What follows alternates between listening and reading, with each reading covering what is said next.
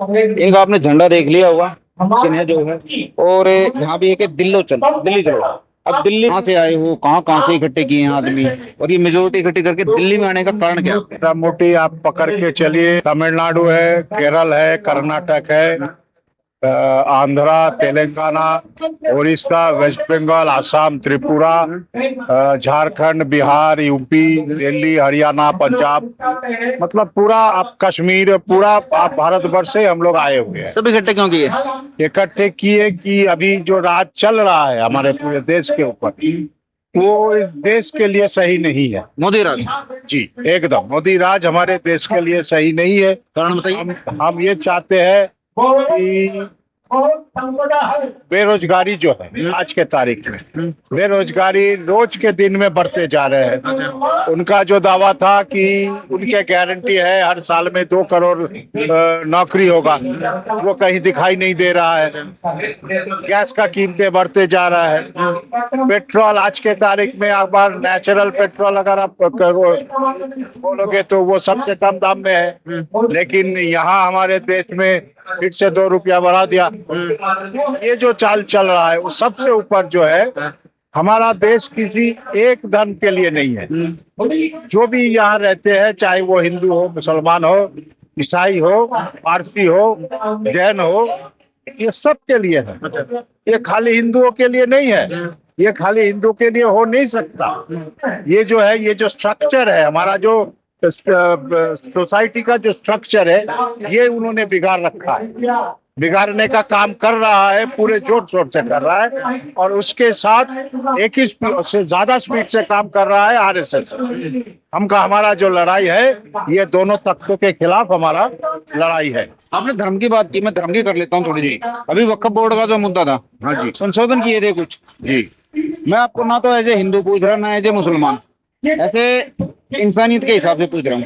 वक्फ board में जो संशोधन किए हैं मोदी जी ने, तो उसमें हिंदुओं को कुछ फायदा है या मुसलमानों को कुछ फायदा है? देखिए, फायदा उनका एक ही है, वो है वोट का फायदा, बाकी किसी को कोई फायदा नहीं है। वक्फ है क्या? मैं मुसलमान हूँ, मैंने अपने जो अल्लाह है, खुदा है, उनके नाम पे कुछ दान किए हैं, उसके ऊपर सरकार क्या कर सकती है? मैं तो दान कर दिया ना, वो तो मेरा है, मैंने दान दिया, तो उसको चलाने के लिए सरकार की उसमें घुसे, वो तो जो वक्फ बोर्ड है वो ही ठीक करेगा ना। कैसे सरकार ने घुसने के लिए जो पैटर्न आजमाया है ना, जो कारण बता रही है सरकार, वो कह रही कि वक्फ बोर्ड जमीन पे कब्जा करता है। जमीन पे कब्जा करता है तो आप पहले ये आप बात बताओ कि जमीन पे कब्जा कैसे करता है? वो तो अपना जमीन देता है, जो दान में देता है वही तो वक्फ बनता है, तो कैसे कब्जा करेगा? ये तो कब्जा करने वाले बात नहीं है। आपका जमीन है, आपने दान किया तो वक्फ बना। अंबानी के घर पे कब्जा जमा दिया उन्होंने वक्फ बोर्ड ने दावा कर दिया भाई ये घर तो हमारा है। अभी क्या किया था, दिल्ली में सरकारी कई इमारतें थी, उन पे अपना कब्जा जमा दिया, दावा कर दिया ये हमारा है। तो क्या इसको हम कब्जेदारी नहीं कहेंगे? देखिए, एक सिस्टम जब चलता है तो उसको सही दिशा में चलाने वाला भी कुछ लोग होता है उसमें, और उसमें गलत दिशा में चलाने वाला भी कोई लोग होता है। ये प्रॉब्लम जो है, ये प्रॉब्लम वक्फ बोर्ड के अंदर है, ये उनको सीधा करना चाहिए, ना कि ये वक्फ के ऊपर हम लोग को चढ़ जाना चाहिए।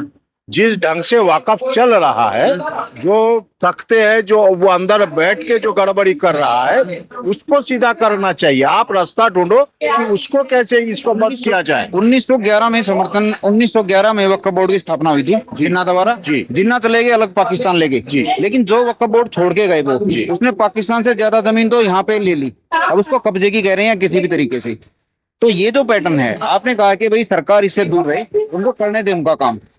नहीं, मैं ये नहीं कह रहा हूँ कि उनका काम उनको करने दे, मैं ये कह रहा हूँ कि वक्फ जो मैंने दान किया उसके ऊपर सरकार का कुछ बोलने का नहीं है। लेकिन अगर मैंने कोई इलीगली किसी के ऊपर मैंने कब्जा किया, उसको आप देखो ना, वो कब्जा जो देखिए, एक चीज आया जो 1500 साल पुराना एक मंदिर जो है, उसको वक्फ डिक्लेयर कर दिया। तो वो कानून आप बनाओ कि ऐसे चीजों में वक़्फ़ अपना दावा डाल नहीं सकते, तरीका लेकिन वाकफ में एक हिंदू रहेगा, एक ये रहेगा, एक वो रहेगा, ये आप कौन बोलने वाले हो? हिंदू क्यों रहेगा वाकफ में? वो तो मुसलमान का दान किया हुआ है।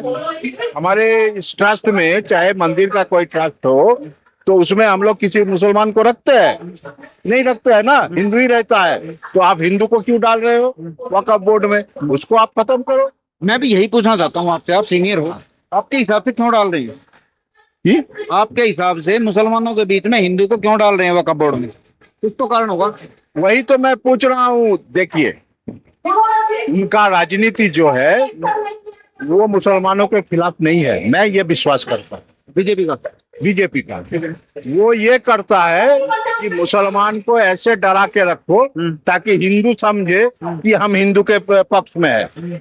अब बताओ तो हिंदुओं के लिए क्या किया है बीजेपी मोदी गवर्नमेंट ने? कोई बताओ? कुछ नहीं किया। तो फिर वो कैसे हिंदुओं का प्रवक्ता हो गया? वो खाली ये हिंदू मुसलमान डिवीजन कर रहा है, उसके सिवा कुछ नहीं कर रहा है। अच्छा सेन साहब, ये बताइए, अभी ये जो हिंदू मुस्लिम का कहीं पे भी मुद्दा करने, मान लीजिए जंतर मंतर पे कर लेते हैं, तो मुसलमान तुरंत एक साइड में हो जाएंगे, हिंदू एक साइड में हो जाएंगे, लड़ने मारने को उतारू हो जाएंगे। अब आम पब्लिक को कैसे समझाएं? ठीक है, आम पब्लिक इसमें जाता ही नहीं है। वही लोग भड़काता है, वही लोग उस्काता है, वही लोग काम करता है। आम आदमी को रोज 2 वक्त का रोटी चाहिए, एक सुकून का नींद चाहिए, बस और कुछ नहीं चाहिए। थोड़ा सा अब मैं कर लेता हूँ, आपने बीजेपी बता दी, मैं थोड़ा और अदर कर लेता हूँ जो उसके विपक्ष में है, वक्फ बोर्ड के समर्थन में जो थे, संशोधन को नहीं करवाना चाहते थे, ओवैसी होगी, अखिलेश होगी, केजरीवाल होगी, राहुल गांधी होगी, इनके बारे में क्या कहोगे? ये भी तो शायद धर्म के नाम पे मेरा उनके बारे में वो क्यों क्या कह रहा है वो बताएंगे, उसके बारे में हम कुछ नहीं जानते। हम ये बोल रहे हैं कि हमारा पार्टी ये चाहते हैं कि आप हिंदू मुसलमान को ऐसे डिवाइड मत करो। ठीक है, आप एकजुट करो ताकि देश दोनों को लेके आगे बढ़ सके, क्योंकि मुसलमान का भी तो कुछ इनपुट है इस देश में, जैसे हिंदुओं का है वैसे मुसलमानों का भी है, सबका इनपुट है। लेकिन सेन साहब मैं थोड़ा सा भूल जाऊंगा इस चीज को, मैं यहीं पे आपको रोक के और एक सवाल और करना चाहूंगा। आपने कहा कि हिंदू मुस्लिम को इकट्ठा करें, लेकिन खाली आप मोदी जी को कह रहे हैं, जो अदर पार्टियां हैं, क्या उनका फर्ज भी नहीं बनता कि हिंदू मुस्लिम को एक ही रखें? जब ऐसे हुआ, जिन्होंने किया, हमने किया। पश्चिम बंगाल में ममता दीदी कर रहे हैं, वहाँ भी हम लोग का आवाज उठा रहे हैं कि आप जो कर रहे हो मुसलमानों के साथ को लेके, आप दिखा रहे हो कि आप मुसलमानों के लिए कर रहे हो, लेकिन मुसलमान के लिए आपने एक कदम नहीं उठाया। जमीनी हकीकत क्या है वहाँ की बंगाल की? जमीनी हकीकत है वो दोनों मिल के काम कर रहा है, मोदी और ममता। मोदी और ममता। मोदी दिखा रहा है हम हिंदुओं के लिए है, ममता दिखा रहा है मुस्लिमों के लिए है, पब्लिक को बेवकूफ बना रहे हैं। पब्लिक को बेवकूफ बना रहा है। ये दोनों बांट दिया। वामपंथियों के लिए जो वोट था उसको दोनों ने बांट लिया। अब कुछ लोग चले गए मोदी के तरफ, कुछ मुस्लिम चले गए ममता के तरफ। मुस्लिम को ममता ने समझाया कि भाई सीएए आएगा तो तुमको निकाल देगा। आप बताओ सीएए में ऐसा कौन सा धारा है जिससे यहाँ रहने वाला मुस्लिम को निकाला सकता है? सीएए तो जो बाहर से आएंगे ना उनकी वही तो ये तो उल्टा पड़ा रहा है। वहाँ ममता उल्टा पड़ा रहा है, भड़का रहे हैं। भड़का के क्या कर रहा है, जैसे जैसे मुसलमान उनके तरफ जा रहा है, हिंदू भी कंसोलिडेटेड हो रहा है मोदी के तरफ। नफरत की राजनीति किसी के लिए कुछ नहीं हो रहा है, किसी के लिए कोई कुछ नहीं कर रहा है। आज से 3 दिन पहले 26,000 शिक्षक का नौकरी चला गया बंगाल में। क्यों चला गया? सरकारी नौकरी क्यों चला गया? क्योंकि वहाँ पैसे देके उस 26,000 में से करीबन 10 से 12,000 नौकरी पैसा लेके बेचा गया। उसको लेके केस हुआ। ममता गवर्नमेंट ने कौन पैसा देके लिया, कौन जेन्युइन है, ये लिस्ट सुप्रीम कोर्ट को नहीं दिया। सुप्रीम कोर्ट पूरा के पूरा पैनल कैंसिल कर दिया। 26,000 का नौकरी चला गया। 35,000 का केस चल रहा है, उसका जाएगा। उसके बाद 65,000। आप मान के चलो ये दोनों मिलके यही कर रहा है। यहाँ एक एक करके सरकारी जो दफ्तरें हैं वो बेच रहे हैं। रेल बेचना चालू किया। पोर्ट बेच दिया, एयरपोर्ट बेच दिया। किसको बेच रहे हैं? अदानी को बेच रहा है, अंबानी को बेच रहा है, दूसरे किसी कंपनी को बेच रहा है। जो हमारे एयरपोर्ट अथॉरिटी था है वो तो चला रहे थे, उसको और सक्षम क्यों नहीं किया गया? इसको तो और सक्षम करना चाहिए ताकि और आदमी काम में जो लग सके, हमारा एम्प्लॉयमेंट बढ़ सके। उन्होंने तो नहीं किया। कुल मिला के हमारा देश भारत एक प्राइवेट कंपनी में एकदम यही कहेंगे। एकदम एकदम